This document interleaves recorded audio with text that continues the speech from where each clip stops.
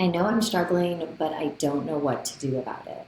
Welcome back to the Get Strong podcast, where we empower women to own their worth and get bold in faith, life, and business.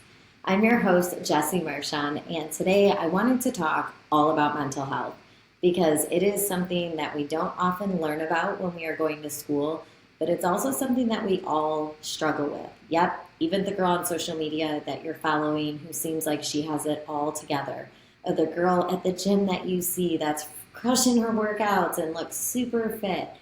Every single person struggles with self-doubt and limiting beliefs and comparison. And yes, you can do tons of work on yourself so that you're able to walk through it differently, but we all struggle sometimes. And recently, over the last few weeks, I've been personally going through some stuff. And it's stuff that I'm not comfortable talking about on social media. And at the same time, I still have to show up, right? When you're in motherhood and when you have jobs, you don't just get to shut down.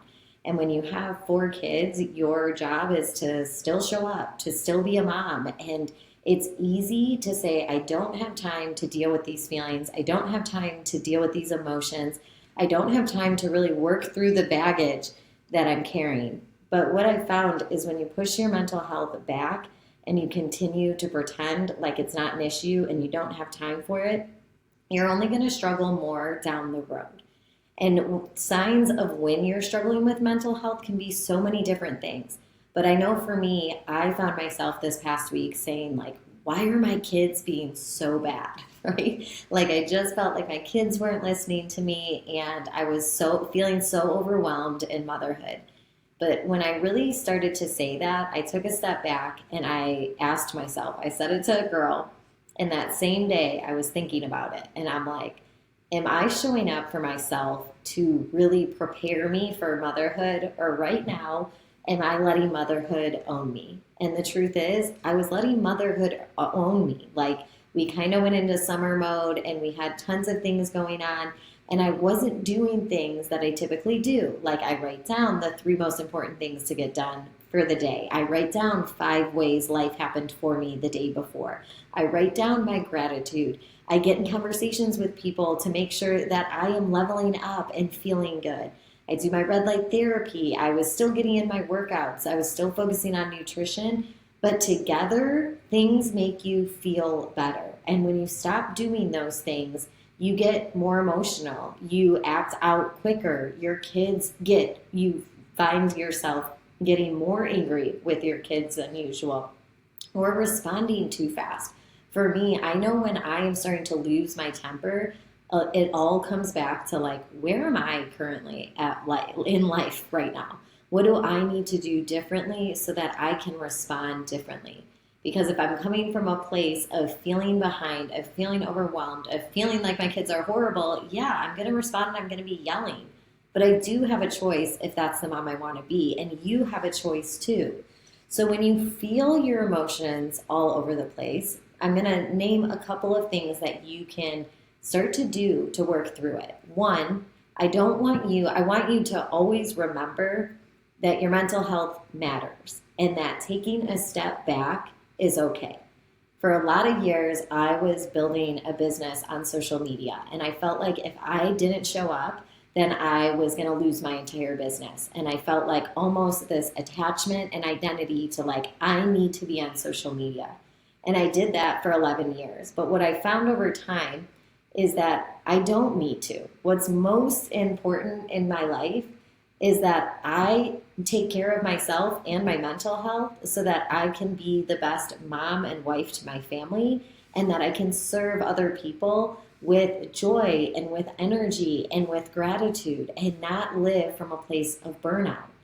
You have to put yourself first before putting your kids first. And I know that's so hard in motherhood, to not want to put your kids first. And I know even for some women, maybe you don't have kids, but it's that same thing with your job, because you're always chasing the next best thing. And you always are like, I got to do this, I got to do that. And you don't have time to meal prep. You don't have time to work out. You don't have time to sit down and read. You don't have time for your mental health. But you are burning yourself into the ground, and you're becoming a version of yourself that you really don't love. And today I happened to be at the gym and I was coaching and was talking to a client that had lost over 100 pounds, which was so amazing. And I said, "Do you just feel like a completely new person?" And she's like, 100%. I'm a completely new person. My energy is different. My happiness is different. And she started talking about all the things that were different and how she even puts up with less crap because she feels good about herself. And so it is very easy to fall into the trap of thinking that we don't have time for ourselves and that we don't have time to show up. But we do have time. And when you put your mental health first, you can show up as your best self, and you deserve that. And taking a pause from your life, taking a pause to breathe and say, okay, what can I cut out right now? Maybe you had plans that need to be canceled because instead you need to like relax and go get a massage, or you need to have a night outside where your kids just play and you get to watch them and remember what a blessing it is to be a mom without all of the running around. Maybe you need to say no to one of the sports that your kids are doing because they're in 50 million things and you don't have a second to breathe. Give yourself permission to say no. Give yourself permission to slow down. Give yourself permission to breathe in a society that is telling you go faster, do more, and don't slow down. Because if you give yourself permission to breathe, you're going to feel a million times better. And then always checking in with yourself every single day. And I did an entire episode on this, but making sure that you check in with yourself and ask yourself, how are you doing? Because when you ask yourself how you're really doing, you can get honest with yourself. And if you're not careful, you can go down a rabbit hole of feeling like crap and trying to mask it, like putting on the smile, pretending you're okay in front of people, telling everyone you're doing well. Like when you ask someone how they're doing, you always say good, right? When you ask someone how they're doing, you expect them to say good too. There's not very many people who would be like, I'm doing horrible. My kids are horrible. I'm yelling all the time. I feel stressed out. I'm sleeping like crap. I'm eating crap food. I'm up 50 pounds. Like, that's not how people respond. You ask someone how they're doing and people instantly say good because we don't want to put the weight that we're carrying on somebody else. But if you can't check in with yourself, then you will never know how you're doing. And you have to be checking in with yourself. You're the only person that knows what's happening in your mind. And the scary part is when we're not checking in with ourselves, our mind can create stories that you're sticking to, that become your identity of not being enough, of having the worst marriage, of having the worst kids, of being the worst mom, of everything that you are telling your brain's believing it over and over and over, instead of really believing that you're strong and you're capable and you're worthy and that you're doing a good job. Because you think a ton of thoughts every single day that are negative. And if you're not careful, those thoughts become who you are. And you don't want to be the version of yourself that has all the negative things about yourself. So when your mental health's struggling, there's things that you can do, right? First, you got to check in with yourself and say, okay, how am I? If the answer is I'm really struggling, then look at your day and say, where can I move something around? Because I need time. If my day is completely packed, there's probably one or two things that have wiggle room. Maybe it's that I need to call my husband and he needs to take the kids for an hour so I can go on a walk by myself. Or maybe it's I need to call up my parents and my parents need to come over and help with the kids. I remember there was a time where, I forget which kid it was, but they were having it was horrible. It was like just a horrible situation. And I could not, I don't even remember which kid it was, but in the moment it really did feel horrible. And we all have those moments too that feel horrible. And what happened, I was going to call my sister and ask her to come over and just sit with my kids because I felt like I needed a break and a second to breathe and reset. And that's okay. Give yourself permission to say that's okay. And it doesn't need to be the worst day, right? It just needs to be a day that you're like, okay, I'm giving myself permission to know that I'm overwhelmed right now and I need help. And I know it's not easy to ask for help, but when your mental health is struggling, asking for help is so important.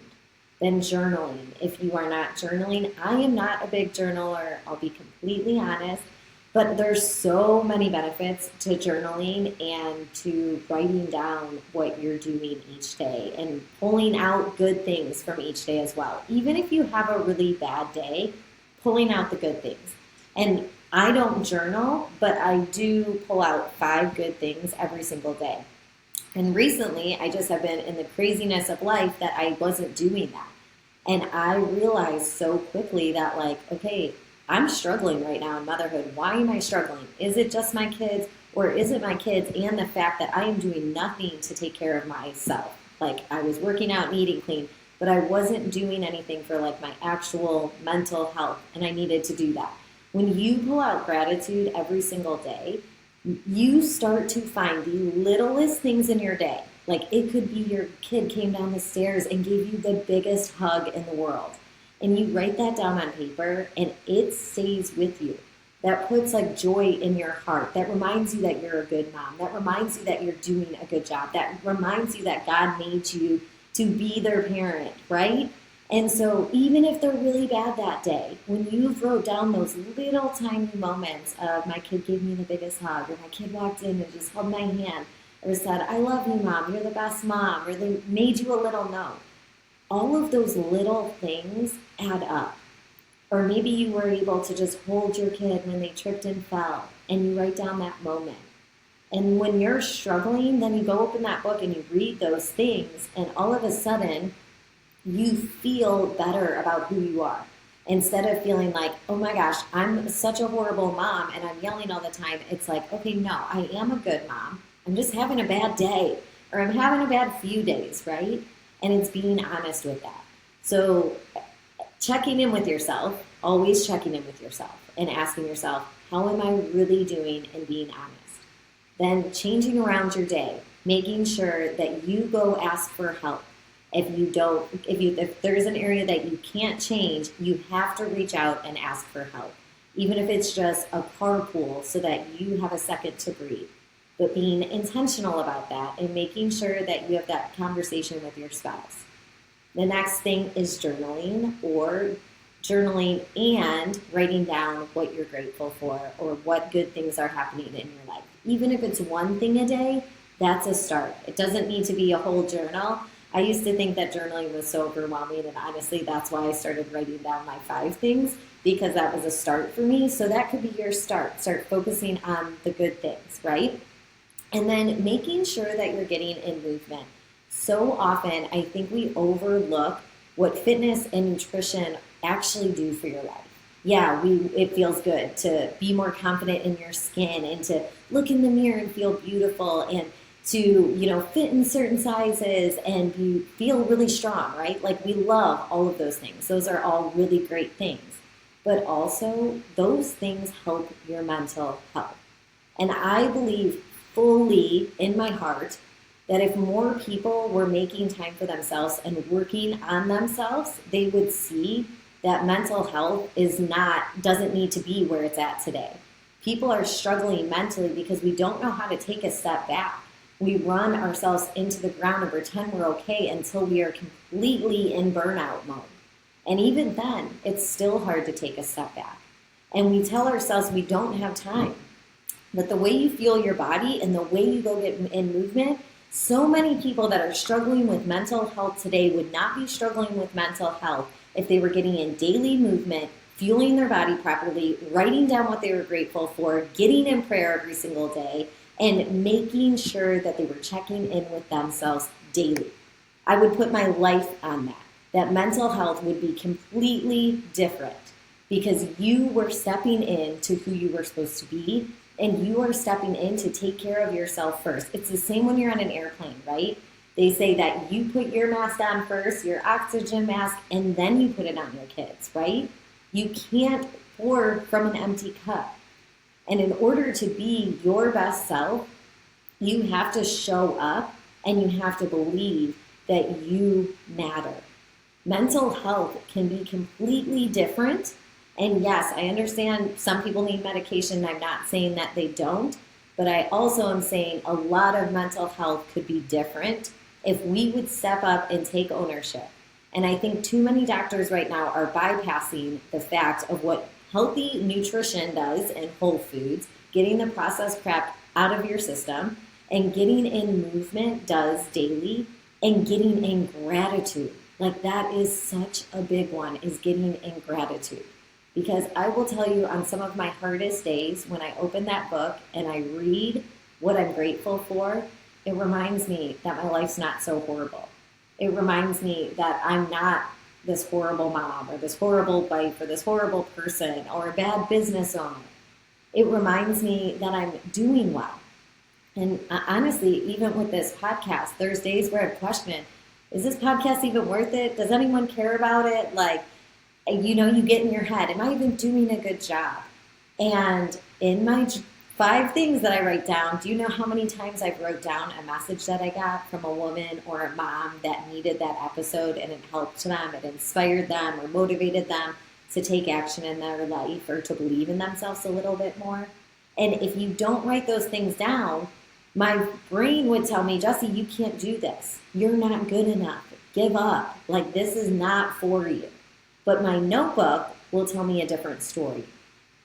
You have to be the person that controls your mental health. Because if you can't, we can't teach that to our kids.